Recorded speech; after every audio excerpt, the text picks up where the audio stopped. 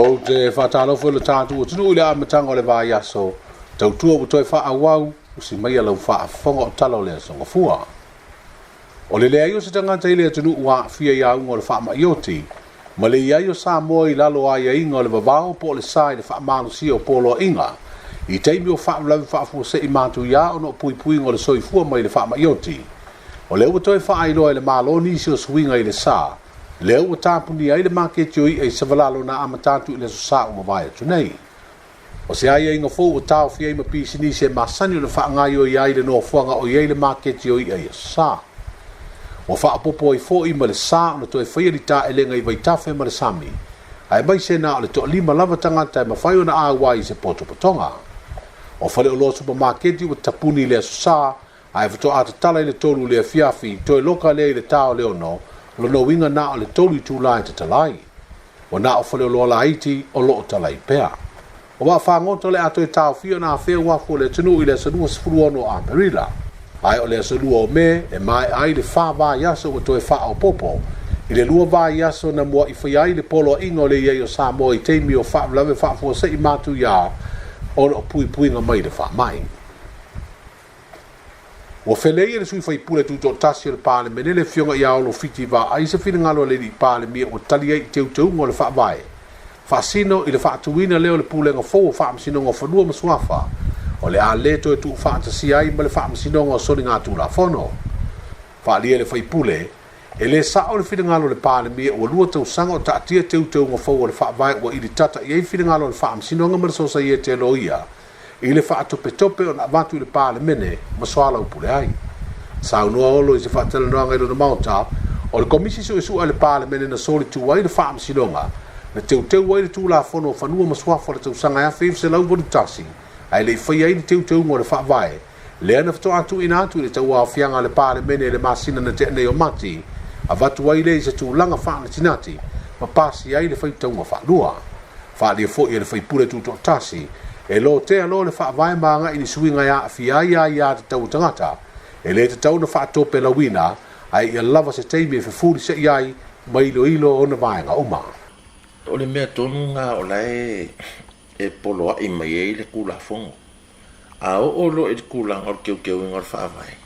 ko uma mo le wha por kiki mar ngā fo i o mea uange i maua mai le mea le mafua inga whai suinga ia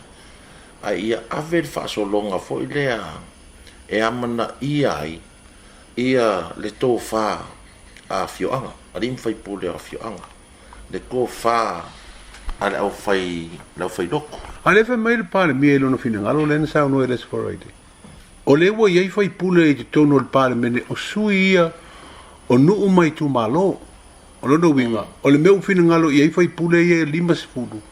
I le teu unga lea. O le whina ngalo whole na o nuu mai tu malo. O le asa ue sile e natulang. O meo o karanga por kiki. Aia e kei rofo e ke karikongo lau whamkaranga le whai. E de aia ma se whai pure o halu e whesiri i o ngoi lako i kumalo. O kumari di e mai mea e whai mai e whai ngā malo. E whai alako. Mai e po lea ngisi kula fongo. Ai a o lo e keu wingo le wha vai. Peong o whai ako e le whai ngofia nga sui. O ngā ka pālo leo o sikisenga i kasi. Ngā ka uma wa o mena e polo i me whawai. A iei se suinga i a mau ki ngoa e whaamari e inga ka ngā ka uma. O le mea whailare ngā i le kulanga peong sau mua le di pari mea whapea o la iei whai pule konga. E se mea. E se a kulafongo vo i e kulafongo i a la iki e mawhaianga nga au mai se fina ngalo le whai pule whai masui o le kumalo. Ai a o lo i maka upo o ngā whapenge e a fia o mai le tunu atoa. A fia ai ma le whawai. O i ngā lai ka unga alu le whai pule e whesiri longo i kumalo. O le tūla whono whanua masua whanua whenua sifuru o se isi leo atunga lunga o le sui whai pule na ia wha leo i sona fina ngalo. O na o atunga lunga le wha tūla whono ai ma le au wha inga o ni matei sa o te tono se ainga ia lei titi ifo ma le to lima. O le tasi leo tūla whono fau ao i na pasia. O le asu i ai le tūla whono whanua masuafo le tausanga ia whif se lau vanu tasi. Ma o le au tū fo i lea o teu ngō le wha vai o lo wha aofi atu o le whai ngā malo. o le me mua ngai me lai ki ngo kango piki mai e ono a fia en mamalo le tunu o le me mua la iai ua mafai ona toe ilo ia mata upu ua ka ilima sfuru se lau kausanga o ka kia i unga o whamasinonga a ainga ma lalafanga me whapena i whanua masuafa lea lau a koe whama o ki merku la fongo e mawhai onga e kārsanga aku pleskenge a i oe me lol pleskenge ia onga koe wha solo lola i o le whainga o whamasinonga o le mea longa lua o le ua pule maile le tū la fono i le au whainga o ngi matai sao se ainga kasi ngā mea o makua i le manguia i lau kilo foi lea onga o le a ia le malo ma le tū la fono i le tō wha le ainga i whiwhininga o la tō matai sao po la lava le matai ia whaila sa whateita inga foi lea i le tūlanga o le a koe vevesi ngi a inga i le mea lea o le mako a inga e fiku ku pai ia ua le vanga kasi le mako makai sao ia o le vevesi o le mako a inga kau whaonga po ai sao o i le ku pai sao le la ua ova mali se fulu li makausanga o ka oko la le mako a inga ska oko ngal lei inga ua kasi le kofu mai le ku pai mali sao e fiku la ai a umangeila ua pasia kula fongo le au mai ngenga le lima sa e koe vesi foi lan mako ainga po i le lua le aku o i le si lima le whaua o po le ngalanga i e kia u foi le i le tūlanga i le koe vesi e o ainga i le kula fongo fau le o kene ropo i le fau anga i le kula fongo o le si la vaenga o le malo si anga le pule whaasa i le malosi le o le pule whaasa o ngā ke whai e langa whai unga e puleanga ia pola whai unga e whai pe wha makai le ae skanga se sule se ainga pe wha makai po i lava ko inga kangaka e puleanga ia se finangalo le fionga le whai pule tuto tasi o le tu malo sa lenga i sae le fionga i aolo fiti va ai e jo limas fu fitu whai wha atoanga o le tunu na awai se tau mawhainga le wha laptonga le au whai pi sinisia Samoa e lango le UNDP ina ia toi ati na e aile la au tau whaatoanga o le koko. O le tau nuunga o le tau mawhainga wa manu malo aini tūpulanga talavau se ono ni wha ilonga o mea whainga luenga e sanga wha le iaia la tau whaatoanga koko ma e tūsa le tau o le so swani ma le tolu futasi a wheta la. O November le tau sanga o mawai sa amatai le wha moe le nei mo le tolu masina ma o le au tū i auna ia tūpulanga e ati na e le la au tau whaatoanga o lo tele maketi fafo wa mana mi ai na me se lavoro koko sa mo wa lu mia tele ni so pisi ni si fafo o lo lato ngau sia le ta mafa sua malie o le sukalati o le tamai tai tons fu te sanga le matua se utatia va ai o se fai fa to anga o ia fa lia le ta o le tau mo fainga mai to lu ni se tamai tai fai fa to anga lo lato ngaru lu fa tasi e to to koko o le tangata pito le tito lato e to ono o mo le manu malo le li o Larry Moli o fale asiu o lo na ainga oni tangata fai fa to anga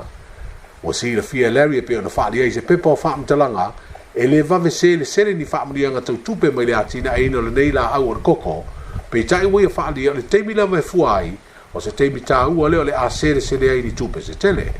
e pe o si le fia o le koko se tasio la auto fa to anga na to le to tele foi fa to anga i tau sanga u mavai i temi o iai fa le koko sa ta penai mala watu i tunu i fafo e lua tau sanga le afa ngai o iai e fa la tonga tu ma onti o lo fe ngai le fa so atu e so swani mai fafo le Samoa Civil Society se fe so swani le Uni Europa e lua miliona fa se la wa fe tala